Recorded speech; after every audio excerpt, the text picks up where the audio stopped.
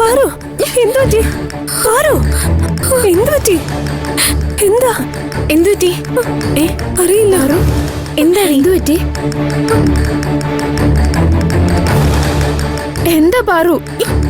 മീര, പാറുവിന് എന്താ പറ്റിയത്? അറിയില്ല. ഉറക്കത്തിൽ കിടന്ന് ഞരങ്ങുന്നത് കണ്ടിട്ടാ ഞാൻ വന്ന് നോക്കിയത്. നന്നായി പേടിച്ചിട്ടുണ്ട്. ആയിഷ, കുറച്ച് വെള്ളം എടുക്കും.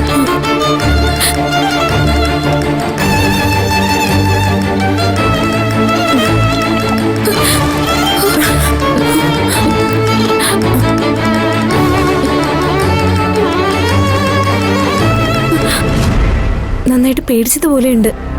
എന്തെങ്കിലും പേടി സ്വപ്നം കണ്ടിട്ടുണ്ടാവും.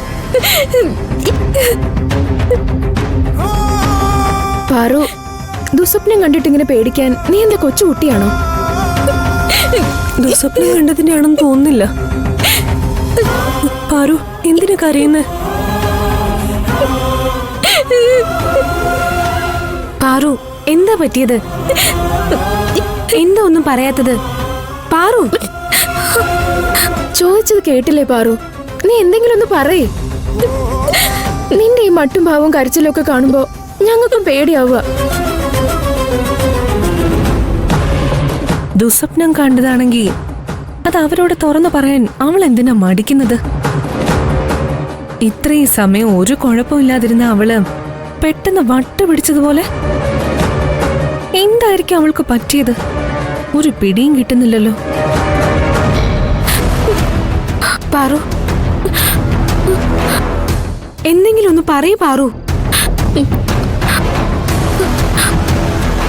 സ്വപ്നാണോന്ന് എനിക്കറിയില്ല. സ്വപ്നാണോ ഓർമ്മയാണോ എന്നൊന്നും മനസ്സിലാവുന്നില്ല. നീ ഒന്ന് തെളിച്ചു പറയേ. കമ്പനിയുടെ 25ാം വാർഷികത്തിന്റെ പരിപാടി നടന്നില്ലേ? അതാ ഞാൻ കണ്ടത്. അന്നവിടെ നടന്നതെല്ലാം എന്റെ മനസ്സിൽ വന്നു. കൺമുന്നിൽ കാണുന്ന പോലെ. അതിന് നീ എന്തിനെങ്ങനെ പേടിക്കുന്നേ? എല്ലാം ഞാൻ കണ്ടു. എല്ലാം.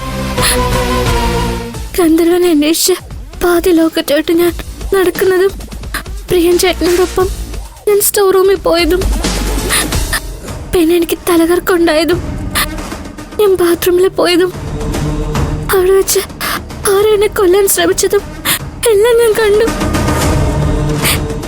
ഇപ്പൊ എന്നെ കൺമുന്നിൽ നടന്ന പോലെ ഞാൻ കണ്ടു. ആരോ എന്നെ എടുത്തോണ്ട് പോയി.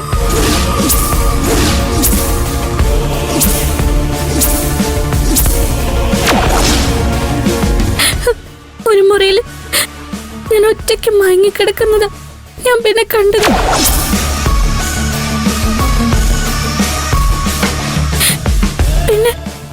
പിന്നെ എന്തൊക്കെയോ നടന്നു. അതെനിക്ക് പറയാൻ പറ്റുന്നില്ല. പിന്നെ എന്തൊക്കെയോ നടന്നു.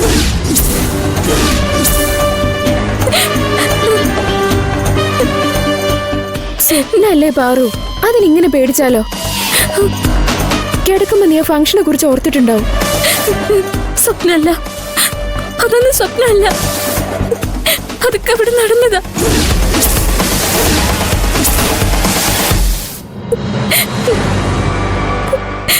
അത് നടന്നതാ.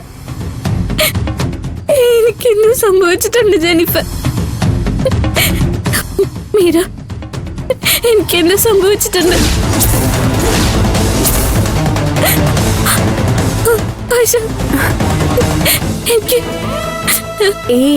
ഇതൊക്കെ നിനക്ക് വെറുതെ തോന്നുന്നതാ. നീ ഇപ്പൊ കിടക്ക്, ഉറങ്ങാൻ നോക്ക്. നേരം വെളുക്കുമ്പോഴേക്കും നിന്റെ മനസ്സ് ശരിയാകും. കിടക്ക്.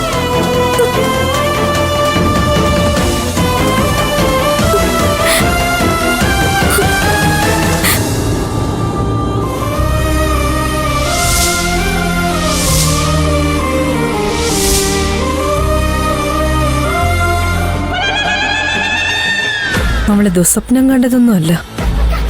മരുന്ന് കഴിച്ചു മയക്കത്തിലായിരുന്നിട്ടും അന്ന് നടന്നതെല്ലാം അവൾ അറിഞ്ഞിരുന്നു എന്നാ തോന്നുന്നത്. അതെല്ലാം അവളുടെ മനസ്സിൽ പതിഞ്ഞു കിടക്കുന്നുണ്ട്. അന്ന് നടന്ന കാര്യങ്ങൾ മുഴുവൻ അവൾ കോർത്തെടുക്കാൻ കഴിഞ്ഞ പിന്നെ ഒരിക്കലും കൈലാഷിനെ എനിക്ക് സ്വന്തമാക്കാൻ കഴിയില്ല.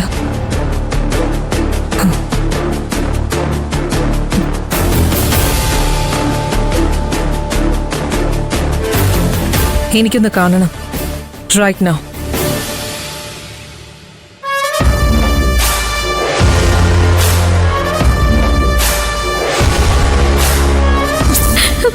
ഒരു മുറിയിൽ ഞാൻ ഒറ്റയ്ക്ക് മയങ്ങിക്കിടക്കുന്നത് ഞാൻ പിന്നെ കണ്ടത്.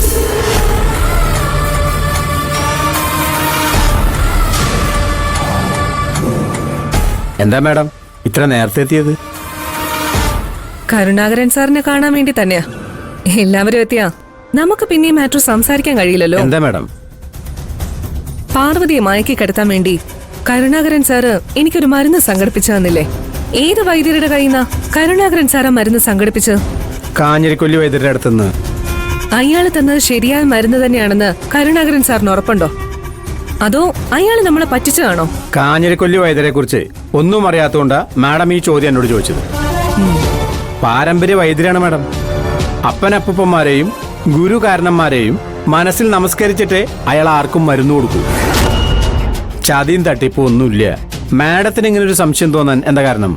അത് ഞാൻ പറയാം. മരുന്ന് നൽകുന്നതിന് മുൻപ് അപ്പനപ്പൂപ്പന്മാരെയും ഗുരുകാരണവന്മാരെയും അയാൾ നമസ്കരിക്കാറുണ്ടെന്ന് പറഞ്ഞില്ലേ? അത് അയാളുടെ അഭിനയമാണെങ്കിലോ?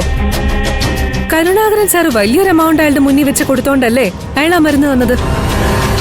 ആ മരുന്ന് ശരിയായ മരുന്ന് തന്നെയാണോന്ന് എങ്ങനെ അറിയാ? കുപ്പിയുടെ പുറത്ത് മരുന്നിന്റെ പേരൊന്നും ഉണ്ടായിരുന്നില്ലല്ലോ. കാഞ്ഞിരക്കൊല്ലി വൈദ്യര് മരുന്നിന് കാശ് വാങ്ങാറില്ല. എന്റെ കയ്യിൽ നിന്ന് കാശ് വാങ്ങിയിട്ടില്ല. അവിടെ ഒരു തളിക വെച്ചിട്ടുണ്ട്. ഇഷ്ടമുള്ള പൈസ അതിനകത്തിടാം. 1 രൂപയായാലും മതി. ഔഷധം വെറുതെ കൊടുത്താ ഫലിക്കില്ല എന്നാണ് വിശ്വാസം.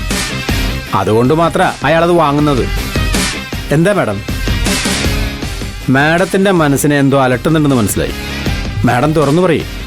ആ വൈദ്യന്റെ മരുന്ന് കഴിച്ചിട്ട് പാർവതി ചത്തതുപോലെ മയങ്ങിന്നല്ലേ നമ്മൾ കരുതിയത്. അന്ന് നടന്നതൊന്നും അവൾ അറിഞ്ഞിട്ടില്ലെന്നല്ലേ നമ്മൾ വിശ്വസിച്ചത്. പക്ഷേ ഉറക്കത്തിൽ നിന്ന് ചാടി എഴുന്നേറ്റ് അന്ന് നടന്ന കാര്യങ്ങൾ മുഴുവൻ അവൾ അവളുടെ റൂംമേറ്റ്സിനോട് പറഞ്ഞു. വ്യക്തമായി പറഞ്ഞില്ലെങ്കിലും അന്ന് നടന്നതെല്ലാം അവളുടെ മനസ്സിൽ പതിഞ്ഞിട്ടുണ്ട്.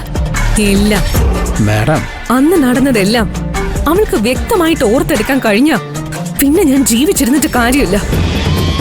ഞാനായിട്ട് സൂയിസൈഡ് ചെയ്യേണ്ടി വരില്ല. കൈലാഷ് എന്നെ കൊല്ലും. മാഡം ഇങ്ങനെ പേടിക്കാൻ മാത്രം അവിടെ എന്താ ഉണ്ടായത്? പാർവതിയെയും അരവിന്ദ് സാറിനെയും മരുന്ന് കൊടുത്തു മയക്കി റൂമിൽ കിടത്തി എല്ലാവരെയും വിളിച്ചു കാണിക്കാൻ മാഡം തീരുമാനിച്ചു. രഘു ആ മരുന്ന് ജ്യൂസി കലർത്തി 2 പേർക്കും കൊടുക്കുകയും ചെയ്തു.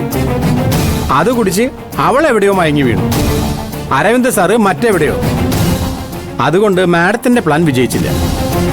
മാഡം മയക്കുമരുന്ന് കൊടുത്തതുകൊണ്ടാണ് മയങ്ങി വീണതെന്ന് അവൾക്കും മനസ്സിലായില്ല, അരവിന്ദ് സാറിനും മനസ്സിലായില്ല. അതുകൊണ്ട് തന്നെ അന്ന് രാത്രി നടന്നതെല്ലാം ആ പട്ടിക്കാട്ടുകാരിക്ക് ഓർമ്മ വന്നാൽ മാഡത്തിനെന്താ? മാഡം എന്തിനെങ്ങനെ പേടിക്കണേ? അന്ന് എന്താ നടന്നേന്നറിയാൻ നിങ്ങൾക്ക് ബോധം ഉണ്ടായിട്ട് വേണ്ടേ? അന്ന് കൈലാഷം ഞാൻ എന്ത് മണ്ടത്തരായി കാണിക്കുന്നേ? അന്ന് നടന്നതൊക്കെ ഇയാൾ അറിഞ്ഞ ആ രഹസ്യം ഞാനല്ലാതെ മറ്റൊരാൾ അറിയാൻ പാടില്ല. എന്താ മാഡം, കൈലാഷിനെ കുറിച്ച് മാഡം എന്തോ പറയാമെന്നല്ലോ? അതിവിടെ നമ്മളിപ്പോ ഡിസ്കസ് ചെയ്യേണ്ടത് അതല്ല. ജ്യൂസ് കുടിച്ചതിന് ശേഷമാണ് അവൾക്ക് മയക്കം ഉണ്ടായതെന്ന് പാർവതി മനസ്സിലാക്കിയിരിക്കുന്നു. അതവൾക്ക് ഓർത്തെടുക്കാൻ കഴിഞ്ഞെങ്കിൽ രഘുവാണ് അവൾക്ക് ആ ജ്യൂസ് കൊടുത്തതെന്നും വാഷ്റൂമിൽ അവൾ ഓർമ്മയില്ലാതെ കിടന്നതും ഞാൻ അവളെ എടുത്ത് റൂമിൽ കൊണ്ടുപോയി കിടത്തിയതും എല്ലാം അവൾക്ക് ഓർത്തെടുക്കാൻ കഴിയും.